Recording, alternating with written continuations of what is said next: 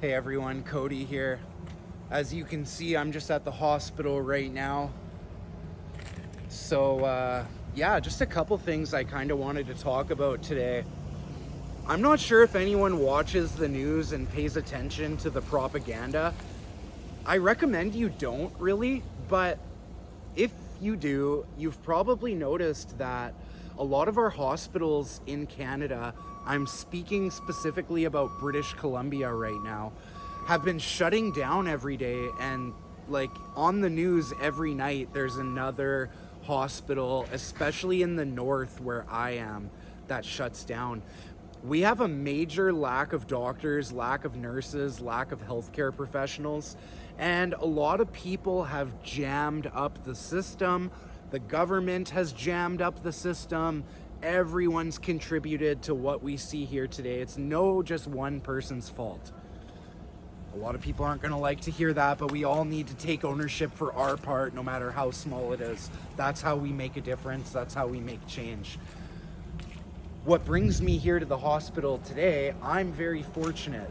Even though I'm not on any medications anymore, I still have a doctor, and whenever I need to see her, we just do a video chat or phone call. We have a little bit of a history, which is awesome because I met this doctor at a period of my life where I was down and out in the dumps. I'm very fortunate to be alive. I'm very fortunate to be where I am. And I think maybe I'm pretty fortunate to still have a doctor too, because something that we see quite a bit of here in Canada, once you're no longer on the medications, the doctor has no real incentive to see you anymore. That can be a really tough thing. And another thing that I think is kind of tough for people too is when people are down and out in their life and they want to get back on their feet, especially if they're like anything to do with health and the body, they always kind of get excited about going to the hospital. Well, I know I did. When I was down and out, I would think about how I'm gonna get my shit together, and that's gonna start with me going to the hospital, seeing a doctor, and I would hope that the doctor takes pity on me and lets me stay for a couple days. Not that I needed to, but mentally, it's I wanted to be a baby. It's realistically, I'm not even kidding.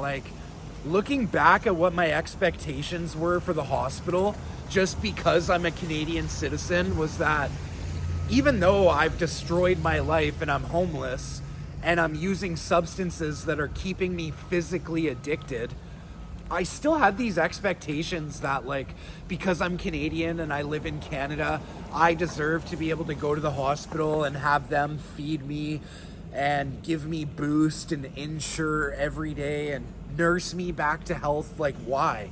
So I can just go out and do it again and then come begging back to the hospital to take me back and fix me. Sooner or later, something's got to give. Sooner or later, I got to take some accountability and realize this isn't what the medical system is set up for. And I believe it's my fault for what we see today, these shutdowns, the system being plugged up. I'm not going to sit here and blame anyone other than myself for jamming up the system the way I did. When I was in my addiction, when I was homeless, I was taking advantage of every government institution that would give me a crumb. They give me an inch, I'd want to take a mile. Then I start expecting it, and it's now you have what we see here today, which is just people who actually need the hospital have no hospital to come to when they need it. And they just finished building a brand new hospital in the next city over, which is 2 hours away, a good 2-hour drive. It's a brand new, beautiful hospital. And there's a lot of people from my community and the surrounding communities, on the other side of the ocean there, that come to Prince Rupert because they need medical care. They don't have doctors in their community either. And then they find out they actually can't, because they assume they can.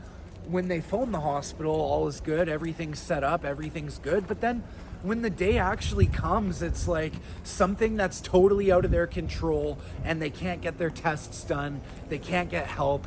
or they're sent to the hospital 2 hours away, and they don't provide transportation either. And it's not like it is in the US and other Canadian cities where you can just take a bus to the next town, you can just do this, take the train, take the SkyTrain.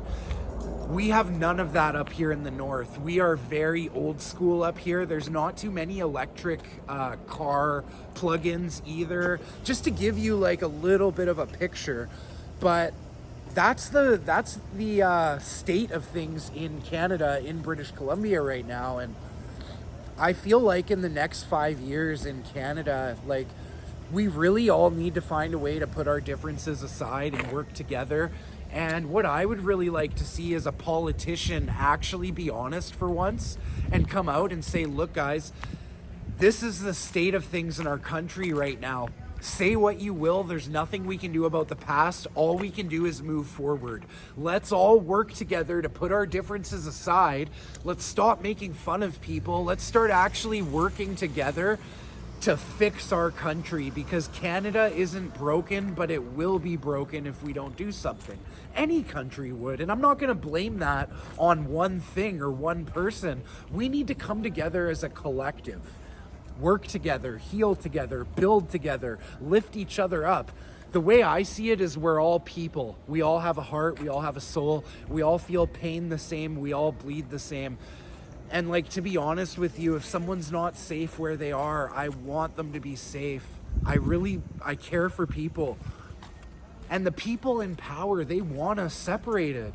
I swear the people in power, they create these issues for us to fight about, and then they sit back and they reap the benefits of us fighting. But like, what would happen if we all actually realized that we're all just God's kids trying to do our best?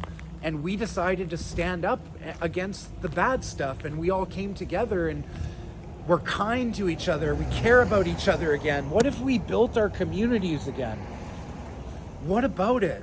We can. We have the possibilities. So that's what I think. And I think as people, we are kind of naturally good. We care. We see when we do good things how we feel.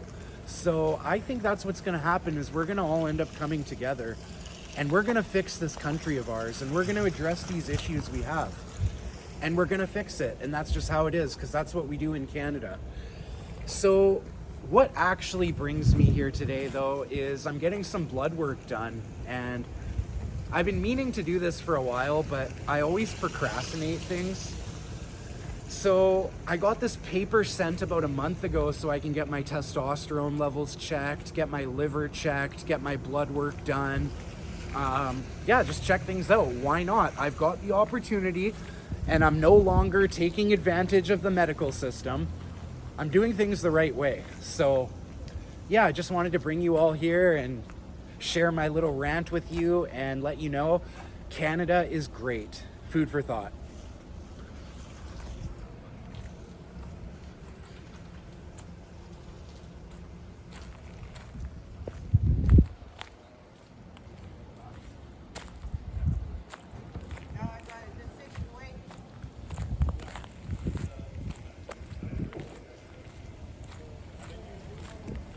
They might have a little issue with someone.